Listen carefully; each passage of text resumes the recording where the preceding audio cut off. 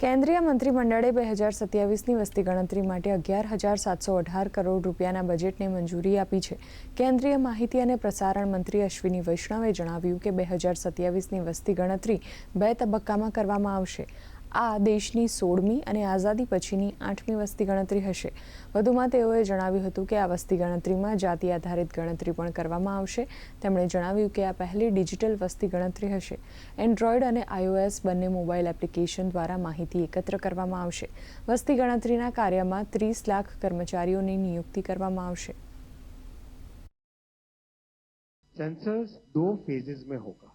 Phase 1 में focus रहेगा house के अंदर क्या एमिनिटीज है, हाउसिंग कंडीशन कैसी है, कच्चा घर है, पक्का घर है, घर में कितने रूम्स हैं, किस तरह से घर में कोई व्हीकल है, घर में इलेक्ट्रिसिटी कनेक्शन कैसा है, वो सब चीजें फर्स्ट फेज में की जाएगी.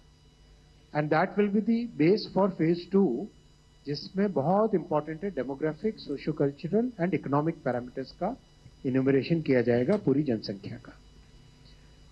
As, gender, educational status, religion, mother tongue, कौन सी लैंग्वेजेस बोलते हैं, डिसेबिलिटी है कोई, सोशल स्टेटस क्या है, एंड मोस्ट इंपॉर्टेंटली कास्ट का इन्यूमरेशन भी इसमें सेंसस में होगा.